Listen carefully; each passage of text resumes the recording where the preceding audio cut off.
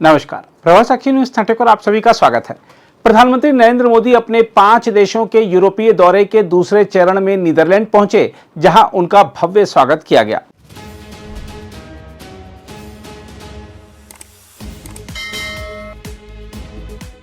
Amsterdam हवाई अड्डे पर नीदरलैंड के वरिष्ठ अधिकारियों, विदेश मंत्री टॉम बेरेंटसन, भारतीय राजदूत कुमार तोहिन तथा अन्य गणमान्य व्यक्तियों ने उनका अभिनंदन किया।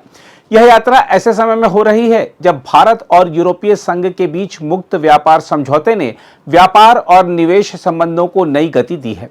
प्रधानमंत्री ने कहा है कि यह दौरा सेमीकंडक्टर, स्वच्छ ऊर्जा, जल प्रबंधन, कृषि, स्वास्थ्य और अत्याधुनिक प्रौद्योगिकी जैसे क्षेत्रों में सहयोग को और मजबूत करेगा। प्रधानमंत्री मोदी ने अपने प्रवास के दौरान नीदरलैंड के प्रधानमंत्री रॉब येटेन से द्विपक्षीय वार्ता की तथा राजा विलियम अलेक्जेंडर और महारानी मैक्सिमा से भी मुलाकात की। भारतीय विदेश मंत्रालय के अनुसार यह यात्रा भारत और नीदरलैंड के बहुआयामी संबंधों को नई ऊंचाई देने का अवसर है। दोनों देशों के बीच व्यापार और निवेश में लगातार वृद्धि हुई है। वर्ष 2024-25 में द्विपक्षीय व्यापार लगभग 27.8 अरब अमेरिकी डॉलर तक पहुंच गया, जबकि नीदरलैंड भारत में चौथा सबसे बड़ा विदेशी निवेशक बन चुका है। हेग में भारतीय समुदाय को संबोधित करते हुए प्रधानमंत्री मोदी ने भारत और नीदरलैंड के सांस्कृतिक तथा मानवीय संबंधों की विशेष चर्चा की। उन्होंने कहा कि दोनों देशों में खेल संस्कृति बेहद मजबूत और उत्साहपूर्ण है। उन्होंने नीदरलैंड क्रिकेट टीम के प्रदर्शन की सराहना की और कहा कि भारतीय हॉकी की सफलता में डच प्रशिक्षकों का महत्वपूर्ण योगदान रहा है। प्रधानमंत्री ने विश्वास जताया कि आगामी ओलंपिक खेलों में भारत और नीदरलैंड की साझेदारी और मजबूत होगी। उन्होंने यह भी कहा कि भारत भविष्य में ओलंपिक खेलों की मेजबानी करना चाहता है और विश्व स्तरीय विनिर्माण केंद्र बनने का सपना लेकर आगे बढ़ रहा है। अपने संबोधन में प्रधानमंत्री ने भारत और नीदरलैंड की मित्रता को प्रतीकात्मक रूप से भी प्रस्तुत किया। उन्होंने कहा कि जिस प्रकार नीदरलैंड ट्यूलिप फूलों के लिए प्रसिद्ध है, उसी प्रकार भारत कमल के लिए जाना जाता है। उन्होंने कहा कि दोनों देश वैश्विक मंच पर मिलकर महत्वपूर्ण परियोजनाओं और विकास के नए आयाम स्थापित कर सकते हैं। प्रधानमंत्री ने भारतीय लोकतंत्र की मजबूती का उल्लेख करते हुए कहा कि हाल के चुनाव में तमिलनाडु, बंगाल और असम जैसे राज्यों में रिकॉर्ड मतदान यह दर्शाता है कि जनता विकास की राजनीति पर भरोसा जता रही है। उन्होंने महिलाओं की बढ़ती भागीदारी की भी प्रशंसा की। इस दौरान उन्होंने हल्के फुल्के अंदाज में विपक्ष पर कटाक्ष करते हुए झालमुड़ी का उल्लेख भी किया, जिससे सभा में मौजूद लोगों के बीच उत्साह का माहौल बन गया। प्रधानमंत्री मोदी ने भारतीय संस्कृति की जीवंतता पर भी जोर दिया। उन्होंने कहा कि समय के साथ कई सभ्यताएं समाप्त हो गईं, लेकिन भारत की सांस्कृतिक विविधता और परंपराएं आज भी जीवित हैं। यही शक्ति दुनिया भर में बसे भारतीय समुदाय को अपनी जड़ों से जोड़े रखती है। नीदरलैंड ट्यूलिप की धरती है और यहाँ के खूबसूरत ट्यूलिप्स को देखने के लिए दुनिया भर के लोग यहाँ आते हैं।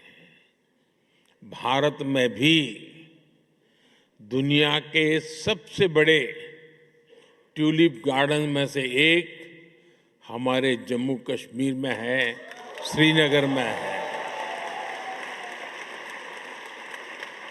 और जिस तरह नीदरलैंड को ट्यूलिप्स के लिए जाना जाता है, वैसे ही भारत लोटस यानी कमल के लिए जाना जाता है।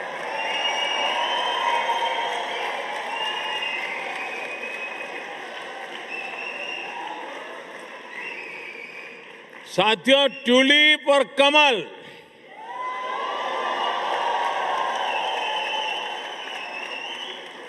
दोनों फूल हमें बताते हैं कि जड़ें चाहे पानी में हो या धरती पर, अगर सही पोषण मिले तो सुंदरता भी मिलती है और स्ट्रेंथ भी आ जाती है।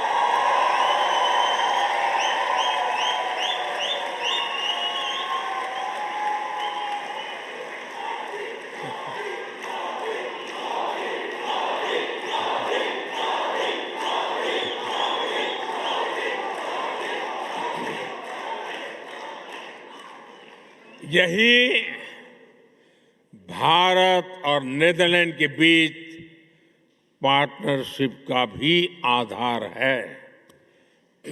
साथियों, हमारे बीच दोस्ती की एक और कड़ी है जिसकी उतनी चर्चा नहीं होती, और वो है स्पोर्ट्स। हम दोनों देश स्पोर्ट्स के क्षेत्र में बहुत कुछ मिलकर कर रहे हैं। अब जैसे क्रिकेट है, नीदरलैंड की क्रिकेट में भारतीय समुदाय का बहुत बड़ा योगदान है। अभी भारत में T20 वर्ल्ड कप हुआ, उसमें नीदरलैंड की टीम ने अच्छा प्रदर्शन किया। भारत वर्ल्ड कप चैंपियन है, लेकिन भारत की टीम को भी नीदरलैंड की टीम ने बहुत बड़ी टक्कर दी थी।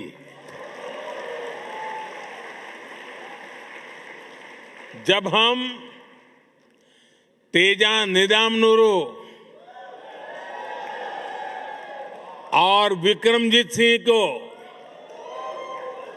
नीदरलैंड की जर्सी में देखते हैं, या फिर जब आर्यन दत्त जैसे युवा खिलाड़ी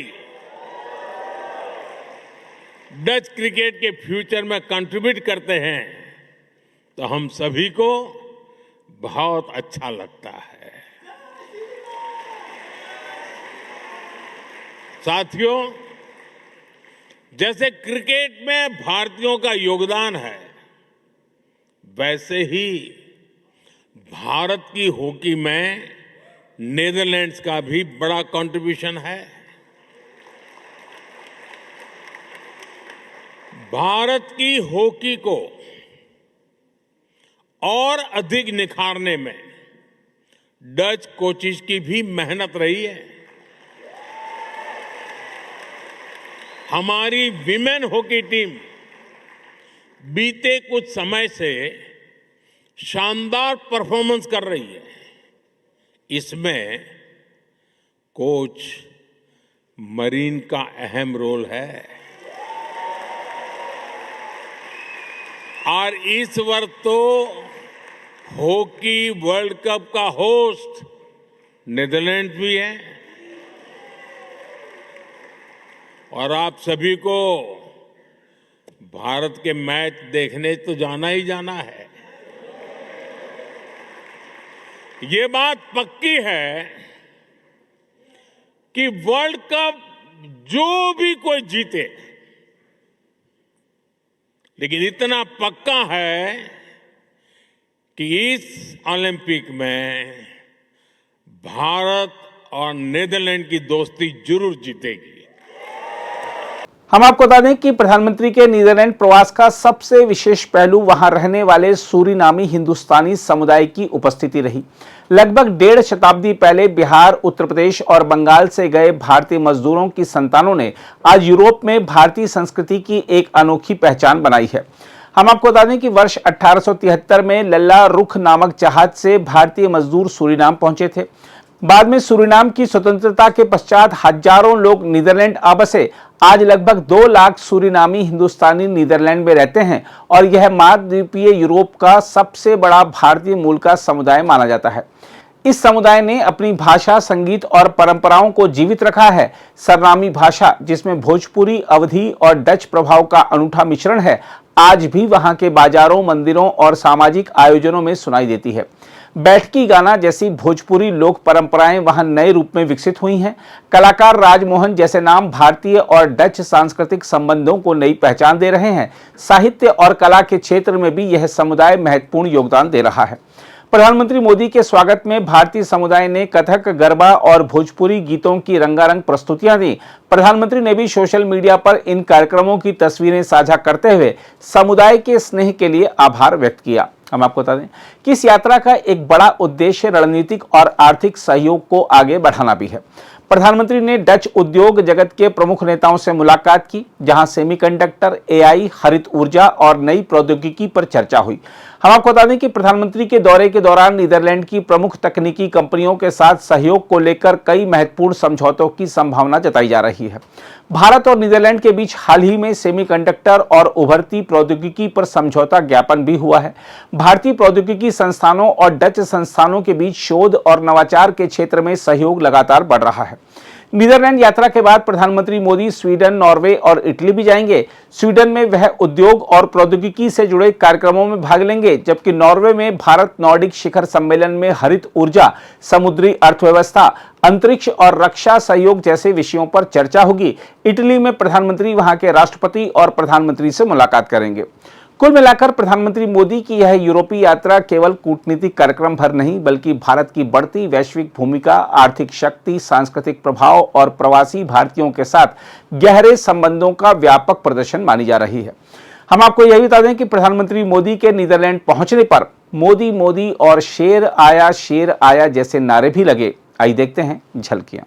बातचीत तो करने का मौका नहीं मिला, पर उनको देखना, उनके इतने करीब आना, ये बहुत अभूतपूर्व अनुभव था। बहुत समय से वेट कर रहे थे इस दिन का और आए यहाँ पर, कुछ घंटे खड़े हुए उनके इंतजार में, लेकिन बहुत अच्छा लगा देखकर उनको इतने नजदीक से।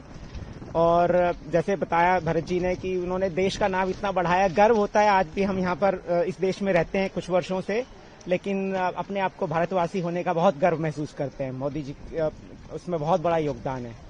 मैं नीदरलैंड में यहाँ पे 7 साल से रह रहा हूँ, तो मेरी माताजी अभी मुझे यहाँ पे मिलने के लिए आई हुई है। तो माताजी ने यहाँ पे ये प्लेकार्ड बनाया है मोदी जी के लिए, मोदी जी को यहाँ पे सुस्वागतम करने के लिए। तो इसका मीनिंग मतलब मैं थोड़ा सा बता देता हूँ। यहाँ पे लिखा हुआ है रत्नाकरा धौतपदाम हिमालया किरीटनिम ब्रह्मराजर्षि रत्नाढ्याम वंदे भारत मातरम। इसका मतलब यह है कि रत्नाकर मतलब समुद्र जिसके पैर धोता है, हिमालय का जिसने मुकुट धारण किया हुआ है, स्वयं ब्रह्मा जैसे जहां पे राजा है और रत्न जैसे जहां पे ऋषि मुनि है, ऐसे महान भारत माता को हम सब वंदन करते हैं। ये हमने मोदी जी के स्वागत में लिखा हुआ है, मेरी माताजी ने लिखा हुआ है। अगर आप भी लेना चाहते हैं देश दुनिया की तमाम जानकारी, तो आज ही सब्सक्राइब करें हमारे चैनल को। साथ ही नीचे दिए बेल आइकन को जरूर दबाएं ताकि हर अपडेट आप तक पहुंच सके।